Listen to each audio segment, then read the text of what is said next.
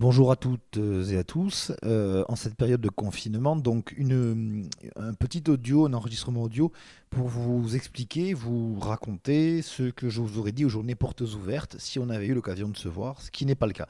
Et aussi, donc, de vous rassurer un peu. Je précise aussi que, sauf contre-ordre de ma part, cette vidéo sera encore bonne dans les mois et peut-être années à venir, puisqu'on est sur une procédure standardisée et intégrée au bulletin officiel. Donc tout ça fait partie, disons, des programmes stables actuellement. Lorsqu'il s'agira de précisions spécifiques au confinement, je le dirai. Alors, dans un premier temps, je vais vous expliquer comment marche ce nouveau bac. Certains d'entre vous ont sans doute des bases, mais il est fondamental que ce soit assez clair pour que vous compreniez ce que je vous expliquerai dans un deuxième temps, qui est la spécificité de l'occitan dans ce nouveau bac. Et je terminerai avec les procédures d'admission, de demande de dérogation, etc., etc. Puisque là, il y a des cas particuliers selon l'établissement dont vous êtes originaire. Donc, alors, ce nouveau bac se divise en deux parties. Une partie qu'on va appeler les épreuves communes du contrôle continu et une partie qu'on appellera épreuves terminales. Alors les épreuves terminales, ça ne veut pas dire que vous les passez en terminale. Ça veut dire que ce sont des épreuves qui marquent la fin. Donc j'essaierai d'être le plus clair possible. À la rentrée de première, vous allez devoir choisir 3 enseignements de spécialité. 3. Obligatoirement 3. Pas 4, pas 2, 3 minimum et maximum. Et ces enseignements de première seront choisis à la fin de la seconde et vous les commencez en première. Il y en a une liste assez longue, notamment l'occitan, on y reviendra. En plus de ces enseignements de spécialité, vous avez un certain nombre de matières, 5 en l'occurrence, qui forment ce que l'on appelle le tronc commun. Alors, normalement, vous devriez voir apparaître un document là à l'image, si je n'ai pas été trop mauvais dans mon montage. Bref, ces matières sont enseignement scientifique, qui mélange mathématiques, SVT et physique-chimie, histoire-géographie, langue vivante A, langue vivante B, on reviendra d'ailleurs sur cette question de A, B et C pour les langues, et l'EPS. Voilà. Ça, c'est le tronc commun. Ce sont les épreuves communes absolument à tout le monde. Quand on appelle épreuve commune de contrôle continu en première et en terminale, ça veut dire que pendant l'année de première et de terminale, vous allez passer des devoirs communs qui sont communs au niveau national. Je le précise tout de suite, c'est-à-dire qu'ils ne sont pas tombés du ciel. Il y aura 3 épreuves comme ça, ce qu'on appelle les E3C ou E2C, jargon technique, mais voilà, 3 épreuves dans l'année. Donc lorsqu'on dit que c'est du contrôle continu partiel, car en réalité, encore une fois, je le répète, pour ces matières du socle commun, enseignement scientifique, histoire-géo, langue vivante 1, 2 et l'EPS, ces matières-là, ces épreuves-là de contrôle continu, sont piochées dans une banque de sujets communs à tous et à toutes. D'accord ? Les professeurs choisissent le sujet qu'ils donnent en fonction des thématiques qu'ils ont eu le temps de traiter au moment où on passe l'épreuve. Il y en a 2 en première et en terminale. Mais c'est pas le professeur Tartampion qui fait le contrôle Tartampion et qui corrige à sa manière. C'est le professeur Tartampion qui choisit un sujet qui va être donné à ses élèves. Ce sujet fait partie d'une banque nationale et sera envoyé à corriger de manière anonyme à un autre professeur. À côté de ça, vous avez les épreuves des EDS, des enseignements de spécialité. On va y revenir dans un deuxième temps. Mais il est fondamental que vous compreniez que euh, les notes que vous mettra ce professeur-là, le professeur qu'il choisira de vous mettre de manière personnelle, sur ses contrôles à lui, ne représenteront à l'arrivée en tout et pour tout, tous les bulletins scolaires de première et de terminale ne représenteront que 10% de votre note finale. C'est-à-dire que le contrôle continu strict de votre professeur dans votre matière, toute matière confondue, ne représente, on le voit sur le graphique, que 10% de la note totale. Les 40% de contrôle continu de la note finale qui sont indiqués à gauche, en réalité, sont fabriqués par les fameuses notes de E3C, ces fameux contrôles de bac continu, c'est-à-dire ces fameux sujets dans une banque nationale de sujets que le professeur ne choisit pas entièrement, il choisit quel sujet il vous donne, mais il ne crée pas le sujet, ils sont créés au niveau national et corrigés de manière anonyme. Donc, quand on dit qu'il n'y a plus d'épreuves du bac, c'est très faux. Le contrôle continu strict des notes que vous donnera votre professeur pendant l'année de première et de terminale ne représente en tout et pour tout que 10%. 5% en première, 5% en terminale. Le reste vient de ces épreuves de E3C, les fameuses.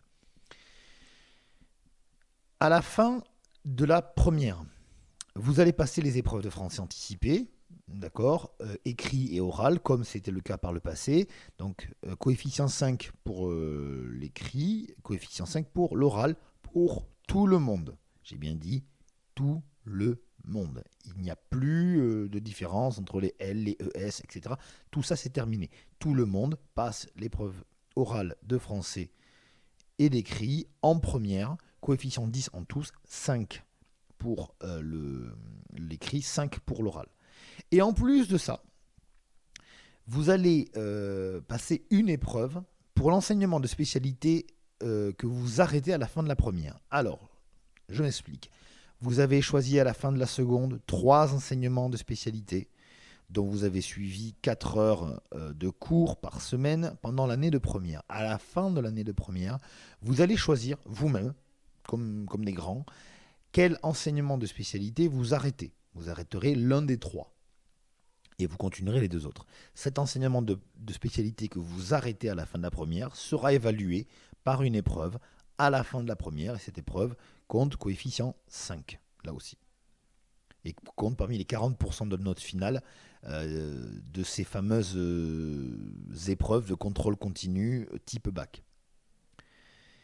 Et les 2 autres enseignements de spécialité que vous allez garder en terminale, cela, vous en ferez 6 heures par semaine. Pour vous donner une idée, les enseignements du tronc commun, donc enseignement scientifique, HISTGO, langue vivante A, langue vivante B, français et EPS, en première, normalement, c'est 4 heures d'enseignement scientifique, 3 heures d'HISTGO, 2 heures et demie pour chacune des langues, 2 heures d'EPS et 4 heures ou 5 heures de français. Voilà pour la première. On arrive maintenant à la terminale.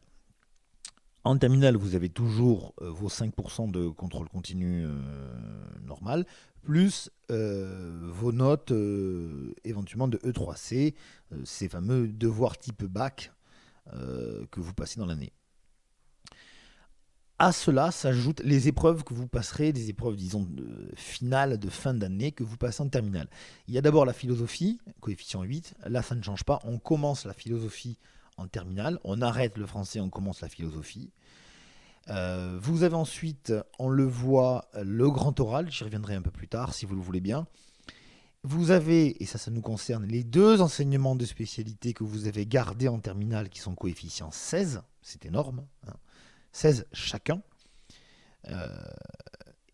Donc vous aviez évidemment la note que vous avez obtenue en première pour le français. Donc à la fin de l'année de terminale, vous aurez passé des épreuves de contrôle continu type bac. Encore une fois, je répète, sujet pris dans une banque de sujet national non corrigé par votre professeur. Et à la fin de l'année, vous passerez une épreuve de philosophie, en écrit. Vous passerez des épreuves concernant vos 2 enseignements de spécialité. Chaque enseignement de spécialité a des épreuves qui lui sont propres. Et vous passerez également ce grand oral. Alors le grand oral, c'est quoi ? C'est un sujet que vous aurez préparé dans l'année qui devra mélanger au moins 2 des 3 spécialités que vous aviez choisies à la fin de la seconde pour la première. Généralement, une des 2 spécialités que vous gardez en terminale doit être dominante. Mais par exemple, je donne un exemple, vous avez choisi de faire, je ne sais pas moi, un sujet sur... vous avez gardé l'EDS Histoire et l'EDS Occitan. EDS, c'est enseignement de spécialité. Hein. voilà pour l'acronyme, EDS Histoire et EDS Occitan, et bien vous pouvez faire un sujet de grand oral, je sais pas moi, sur les cathares, que ce soit en français ou en occitan. Voilà, vous n'êtes pas obligé de prendre le, la langue comme langue de communication pendant l'épreuve, mais par contre un sujet historique en rapport avec cette langue, ou scientifique, etc. etc. Donc voilà, donc en gros pour ce nouveau bac, il est très important de bien comprendre que le contrôle continu ne représente que, euh, disons, 40% de la note finale, et encore, le contrôle continu strict, c'est-à-dire les notes que vous mettront vos professeurs nominatifs, ne représente que 10%.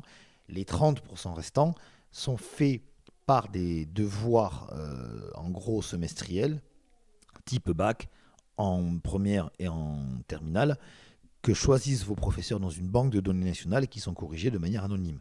Donc encore une fois, le contrôle continu pur et dur, ce n'est que 10%, et il y a 30% d'épreuves diverses et variées. Ce qui veut donc dire que les enseignements de spécialité font votre bac. Votre bac va être déterminé essentiellement par vos enseignements de spécialité. Et ça, c'est fondamental à comprendre, et ça m'amène à la spécificité de l'occitan et l'intérêt peut-être pour vos enfants de l'occitan dans tout ça.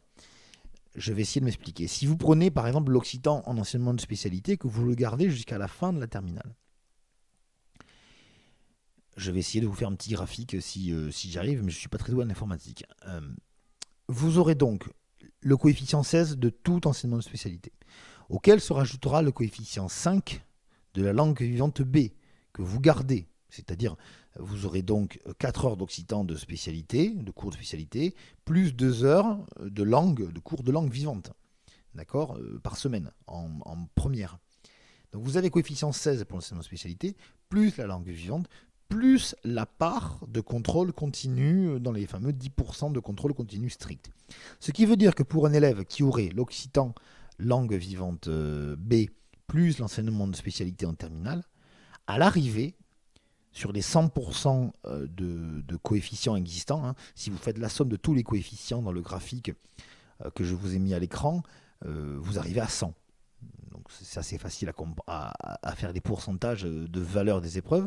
Si vous cumulez donc enseignement de spécialité, plus langue vivante B, plus part du contrôle continu, plus part du grand oral potentiellement, d'accord, tout ça mis bout à bout, si vous choisissez l'occitan jusque dans le grand oral, au maximum du maximum, d'accord, 16 plus 5 plus 1 plus 5, d'accord, 16 plus 5, 21 plus 1, 22 plus 5 du grand oral, d'accord, vous arrivez à 27%. L'occitan, et pas que l'occitan, toutes vos matières EDS, enseignement de spécialité, EDS, peuvent représenter jusqu'à 27% de votre bac. Voilà, c'est colossal. Pour un élève qui choisirait l'occitan en EDS en première, mais qui choisirait pour des raisons stratégiques, personnelles, de notes, d'intérêt, peu importe, de l'arrêter à la fin de la première, à ce moment-là, l'occitan représenterait 5 pour l'épreuve qu'il passe, plus 5 de coefficient de contrôle continu, plus 1% du bulletin scolaire à l'arrivée, soit un total de 16%. Ce qui est quand même pas négligeable du tout. D'accord, et beaucoup plus que ce que pouvait représenter le bac, enfin l'occitan dans le bac passé. Donc, j'insiste, l'occitan peut être, pour ceux qui le pratiquent bien, qui sortent de section bilingue, une vraie chance dans ce bac. Et je vais faire le lien avec Parcoursup, qui est le logiciel qui détermine les entrées pour les hautes écoles après le bac. Alors, deuxième point, qui est quand même relié au premier, le bac, on en a parlé, mais l'occitan d'une manière générale au lycée, et en ce qui me concerne, au lycée Saint-Cernin. Donc, un élément important, vous pouvez choisir l'EDS occitan, enseignement de spécialité occitan, avec l'occitan en langue B ou en langue C. Ça n'a aucune incidence. D'une manière générale, pour la seconde, dans quel ordre vous mettez vos langues, ça ne change ni les cours, ni la note, ni le programme, ni la classe dans laquelle vous serez. Ça ne change strictement rien. C'est purement administratif. D'accord ? Ce n'est qu'à partir de la première où là, les coefficients vont entrer en ligne de compte. Pour la seconde, ça ne change rien. À un détail près, ce que ça change, c'est les droits ou pas aux dérogations. Donc pour nous, ça a une importance. J'insiste, que vous preniez l'occitan en langue vivante B ou en langue vivante C en seconde ne change strictement rien, ni à votre cours d'occitan, ni à votre cours d'espagnol, ni à votre cours d'allemand ou d'anglais. D'accord ? Par contre, la seule chose que ça change, c'est votre droit ou pas à la dérogation. Langue vivante B, vous avez le droit à la dérogation pour le suivi d'enseignement. Langue vivante C, vous n'avez pas le droit à la dérogation. Autrement dit, si vous êtes déjà du secteur Saint-Cernin, eh bien vous serez pris à Saint-Cernin et vous pourrez prendre l'option facultative langue vivante C. Sinon, vous ne serez pas pris à Saint-Cernin tout court. À partir de la première, vous donc pouvez prendre le DS ou pas, avec la langue vivante B ou avec la langue vivante C. Là, chacun a des stratégies particulières par rapport à son enseignement et à ce qu'il souhaite faire après le bac. Et vous pouvez changer entre la seconde et la première. C'est-à-dire que vous pouvez, à la fin de la première, dire finalement, par exemple, je sais pas moi, je mets l'espagnol en langue vivante A, l'occitan en C et l'anglais en B. Ou peu importe. Vous pouvez changer à la fin de la seconde et au début de la première. Après, par contre, une fois que vous serez en première, vous ne pourrez plus changer cette fois-ci. Donc voilà, donc là c'est assez important. Dans le choix des EDS, vous pouvez choisir le DS que vous voulez dans une liste assez importante, sachant qu'à Saint-Cernin, je fais un peu l'article, on m'en voudra pas, Saint-Cernin est le 5e établissement de France pour le nombre d'EDS, c'est-à-dire sur les 25 EDS existants, Saint-Cernin en propose 21. Il n'y en a que 4 qui en proposent autant ou plus. D'accord ? Donc c'est énorme. En tout cas, dans la région Midi-Pyrénées, aucun lycée ne propose autant de DS que le lycée Saint-Cernin. Et s'y ajoutent en plus des sections de théâtre et musique. Mais qui là dépendent du conservatoire, c'est des filières un peu particulières. Donc, à ce niveau-là, ce qui est important de comprendre, c'est que le niveau qu'on attend de vos enfants au bac, coefficient donc jusqu'à coefficient 27, d'accord, s'il y avait langue vivante B, l'EDS, occitan, etc., et choisi au grand oral, jusqu'à coefficient 27, le niveau à atteindre est ce qu'on appelle le niveau B1. En langage de niveau de langue, vous avez le niveau A1, puis le niveau A2. Les A1, c'est les grands débutants. A2, c'est qui ont quelques éléments. Ensuite, vous passez au niveau B1, le niveau B2, puis le niveau C1, C2, etc. Le niveau B1 qu'on attend de vos élèves en première, puis le niveau B2 qui est attendu en terminale. Les élèves qui sont en section bilingue, que ce soit au Chalet ou à Clément-Cisor ou au collège Calandrette, l'ont atteint généralement et validé depuis la 5e. C'est pour vous donner une idée. Parmi les épreuves de contrôle continu, il y a le fait d'écouter quelqu'un parler en occitan pendant 1 minute 20 et de retranscrire ce que cette personne a dit en français. J'insiste en français. Ça, c'est une des épreuves. Dans l'épreuve écrite de terminale du contrôle continu, il y a une partie QCM. Voilà, c'est pour vous donner une idée du niveau de difficulté. Si tant est que vous ayez un peu un doute, vous pouvez très facilement marquer sur Internet exemple de sujet du bac. Si je peux, je vais vous en mettre à l'écran, vous montrer ceux de l'année dernière, et vous pourrez voir apparaître qu'il faut mettre des vrais, faux, des relier les points. Ça, c'est la moitié de la note. Ça vous situe un peu la difficulté extraordinaire du bac d'occitan pour des élèves bilingues, et vous montre aussi que pour ceux qui ne seraient pas bilingues, évidemment, car il y en a, que ce soit au collège Clément-Cisor ou au collège de Balma, eh bien, le niveau à atteindre n'est pas du tout délirant et est au même niveau que ce qu'on attendrait d'un espagnol LV2. Voilà. Donc, par rapport à Parcoursup, un mot quand même de Parcoursup, et c'est important. Parcoursup est le logiciel qui permet à vos enfants de s'inscrire dans les écoles, facultés, BTS, IUT après le bac.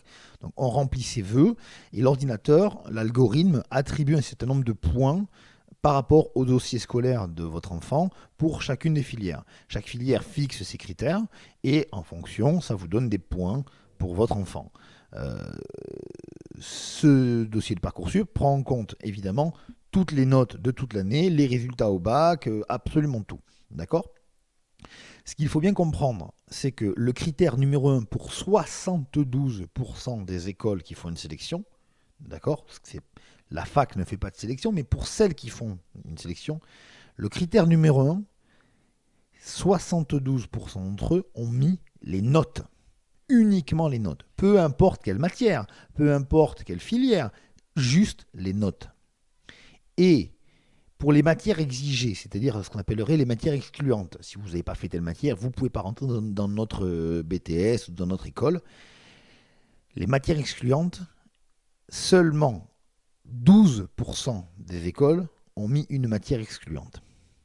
Ça veut dire que l'immense majorité, plus de 72% des écoles, considèrent que le critère numéro 1 pour entrer chez eux, la sélection se fera sur un seul critère, principalement, les notes.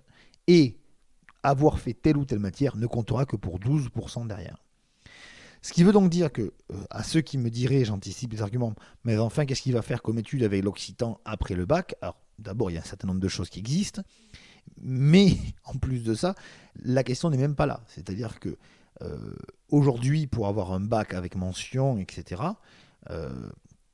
l'occitan peut être très utile, surtout si votre enfant a fait une section bilingue. C'est-à-dire que si vos gamins sortent de section bilingue, je vais être très clair, avec le DS occitan et un occitan qui arriverait à 27% de la note finale, la question ne sera pas de savoir s'il aura le bac. La question sera de savoir avec quelle mention.